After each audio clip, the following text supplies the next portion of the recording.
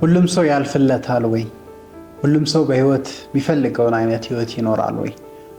ሁሉም ሰው ስኬት የሚለውን ነገር አጣጥሞ ነው ወይ ከዚህ ምድር የሚያልፈው?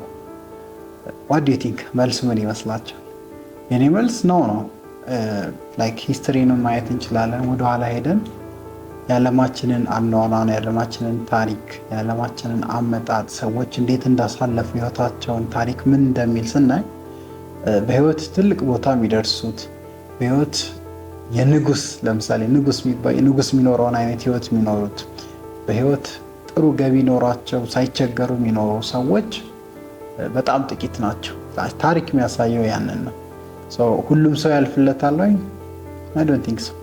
እና ሰሞኑን ዝም ብዬ ራሴን እየጠየቅኩ ነበርና ላይክ ኬያስ ውስጥ ነው አሁን ዓለም ላይ ያለ ነው። ቻሌንጆች ውስጥ ነው ያለ ነው። ውጣ ውረድ ውስጥ ነው ያለ ነው። እና እንዴት እዚህ ቦታ መጣን እላለሁ አንዳንዴና የሰው ልጅ ነን ሁላችንም። ኖርማል የሆነ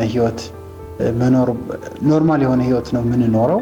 ከዛ ውጪ ግን ከኖርማል ህይወትም የባሰው ጥንቅጥ ያለው በጣም ቻሌንጅ የሆነ መብላት ማንችልበት፣ መጠጣት ማንችልበት፣ መኖር ማንችልበት፣ ምንፈናቀልበት፣ እርስ በርስ የምንገዳደልበት አይነት ዓለም ወይም መሬት እንዴት ክሬት ተደረገ ብዬ ማስባለሁ። እና ስለ ሆል ሄራርኪ ካየነው የሰው ልጅን አመጣጥ ይሄ ፉድ ቼን የሚባለው አለ አይደል?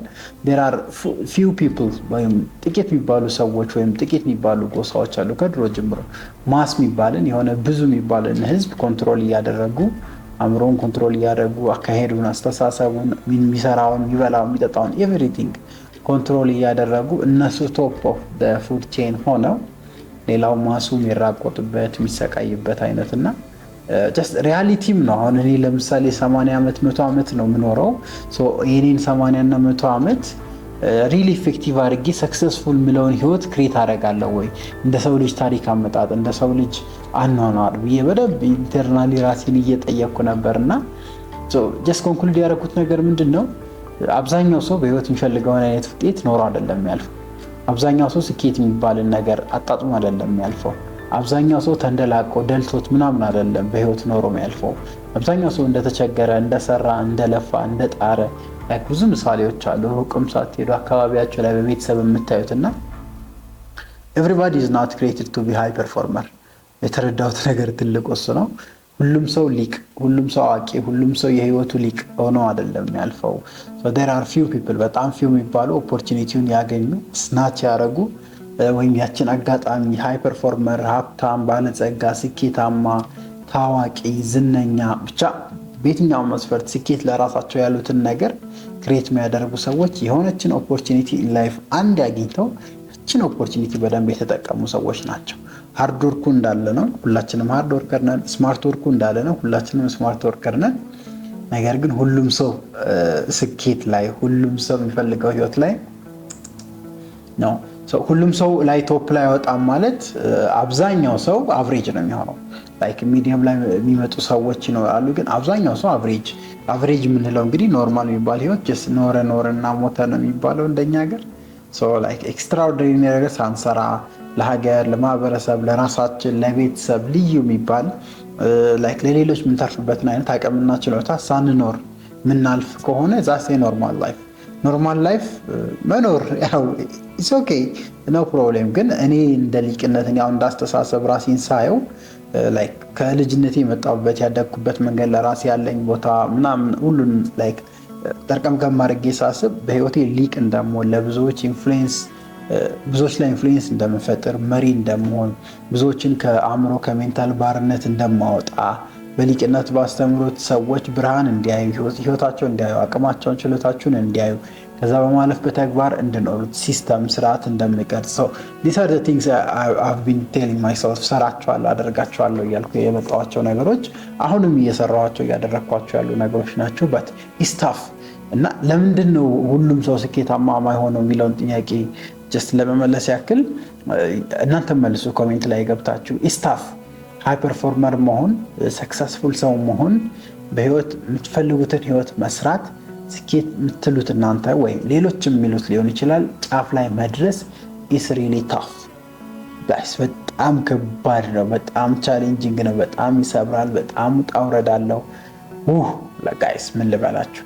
እና እያየሁት ስለሆነ ቴስትም እያደረግኩት ስለሆነ በህይወቴ ስኬት ለእኔ የምለው ቦታ ላይ መጥቻለሁ። እየኖርኩት ነው። ህልም የምለውን ነገር እየኖርኩት ነው። የሆኑ ሰዎች ስኬት የሚሏቸው ነገሮች አሉ። ስቲል እነሱን አቺቭ ለማድረግ እየሄድኩ ነው። የኔን እየኖርኩ ማለት ነው። ኢን ኦል ዳት ያየሁት ነገር ጥቂት ሰዎች ብቻ ሃይ ፐርፎርመር ሆነው የህይወታቸው ሊቅ ሆነው ከዚህ በኋላም ጥቂት ሰዎች ብቻ የህይወታቸው ሊቅ የሚሆኑበት ምክንያት ኢዝ ቢኮዝ ሰክሰስ ምንለው ነገር ሃይ ፐርፎርማንስ ምንለው ነገር የህይወት ሊቅ ምንለው ነገር ኢዝ ታፍ፣ በጣም ከባድ፣ በጣም ቻሌንጂንግ፣ በጣም ብዙ ተስፋ መቁረጦች ያሉት፣ በጣም ብዙ መሰበሮች ጋይስ በጣም ከባድ ስለሆነ ሰው አቨሬጅ የምንለው ሰው ይሄን ከባድ ዳገት መውጣት አይችልም።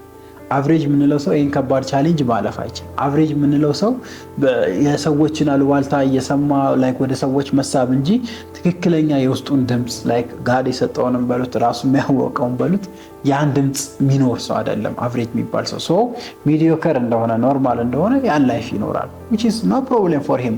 በህይወቴ ልቆናለሁ ብሎ ካልተጋጋጠ ችግር የለውም። እና አብዛኛው የማይሆንበት ምክንያት አንደኛው because it's tough. I think success is very very tough road። በጣም ስኬታማ መሆን ቻሌንጂንግ ነው፣ ይሰብራል በጣም። እና በጣም ጨካኝ መሆን አለባችሁ፣ አረመኔ መሆን አለባችሁ፣ ስናች ማድረግ አለባችሁ። ሰው መጉዳት ካለባችሁ የመጉዳት ሜንታሊቲ ያስፈልጋችኋል። ሰዎችን ላይክ የምታሳጡት ነገር ካለ ጨክናችሁ የማሳጣት በቃ ብዙ ፐርሶናሊቲ ሃይ ፐርፎርማንስ ይፈልጋል። እና እንደዚህ አይነት ማንነት ሲኖራችሁ ሳክሰስ የሚባለው ነገር ስፔሻሊ አብዛኛው ሰው የሚስማማው ሳክሰስ ላይ የሚደርሱት ሰው ሃይ ፐርፎርመር መሆን ከፈለጋችሁ ያን ባህሪ መላበስ አለባችሁ። ሁለተኛው ብዙዎች ሰክሰስፉል ስኬታማ የማይሆኑበት ምስጢር ብዬ የማስበው እኔ ላይክ ኮምፈርት ዞንን አለመልቀቅ ወይም በጥቂቱ በትንሹ መብቃቃት። እኔ ራሱ የሆነ ጊዜ ላይ ራሴን በጣም እያየው ነበርና አስተማሪ ነበርኩ። ወርክሾፕ ውስጥ ሰራ ነበር፣ ላይክ ማሽኖች ላይ ሰራ ነበር፣ መኪና ላይ ሁላ ሰራ ነበር። እና አዳት ሞመንት ሃንግሪ ነበርኩ፣ በጣም ተርቤ በቃ ሰክሰስ ምለው ነገር ለማግኘት ህይወቴን ለመቀየር ምላቸውን ነገሮች በተለይ ምኖርበት ነገር ምሰራው ቦታ ምናምን በጣም ስለሚያናደኝ ላይክ በጣም ሃንግሪ ነበርኩ።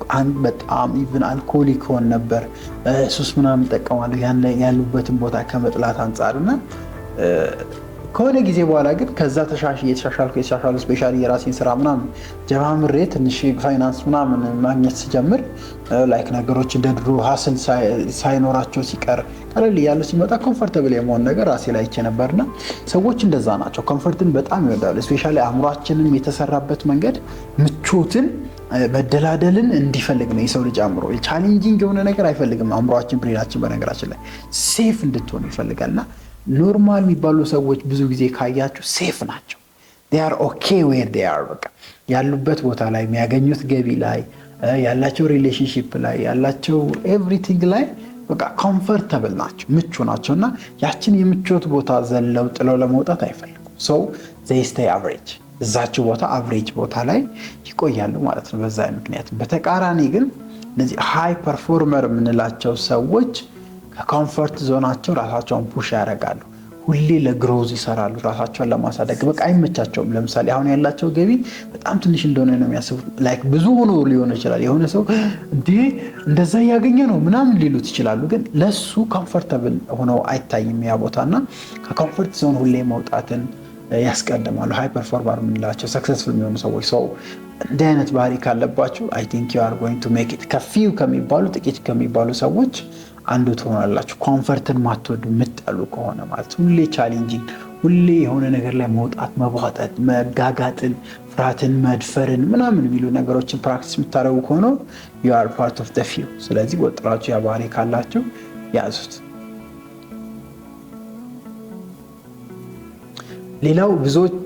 ሌላው ብዙዎች ሚዲዮከር ወይም አቨሬጅ ሆነው የሚቀሩበት ምክንያት ወይም ሃይ ፐርፎርመር ማይሆኑበት ወይም ሰክሰስፉል ከሚሆኑ ሰዎች መካከል ማይገኙበት ምክንያት ዋናው ፊር ነው፣ ፍርሃት።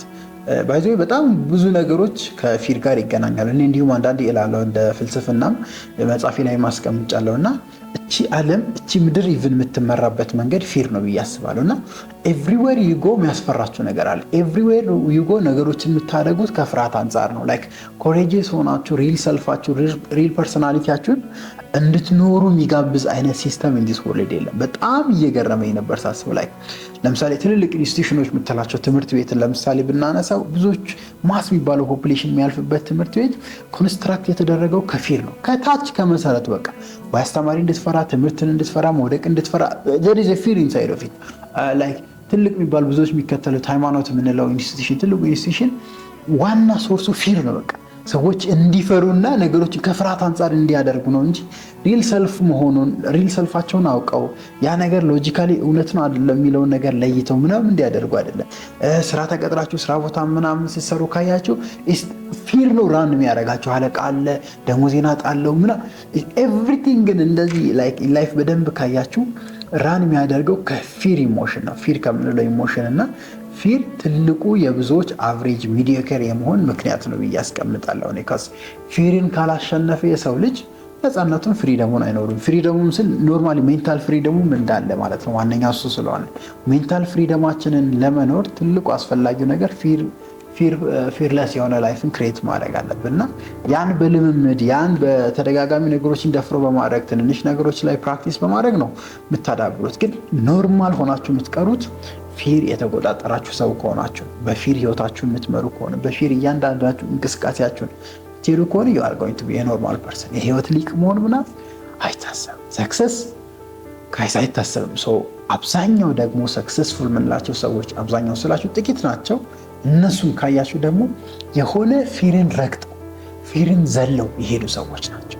በዛ መንገድ ነው የሚፈልጉት ውጤት ላይ እና ስኬት ላይ የደረሱት። እናንተም ፊርን ተራምዳችሁ ረግጣችሁ አሸንፋችሁ በልምምድ ኦቨርካም አድርጋችሁ የምትሄዱ ሰው ከሆናችሁ በእርግጠኝነት ፊው ከምንላቸው ጥቂት ከምንላቸው ሊቆች መካከል እንደምትሆኑ አምናለሁ። ጥቂቶች ብቻ ሰክሰስፉል የሚሆንበት በህይወት የሚፈልጉትን ህይወት ኖረው የሚያልፉባቸውን 3 ምክንያቶች አስቀምጫለሁ። ብዙ ምክንያቶች አሉ፣ በቀጣይ ቪዲዮዎችን እመለሳለሁ።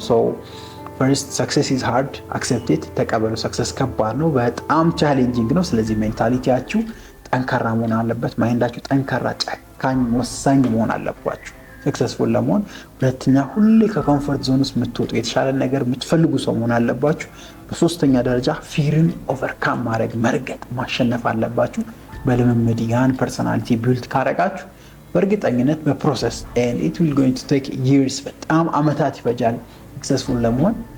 years ሊፈጅ ይችላል ግን ይቻላል ጋይስ። እነዚህ 3 ነገሮች 3 ባህሪዎች ተላበሳችሁ። ታላቁ ሊቃውንት ሊቅነት ነበርኩኝ። በቀጣይ አስተማሪ ቪዲዮ መለሳለሁ።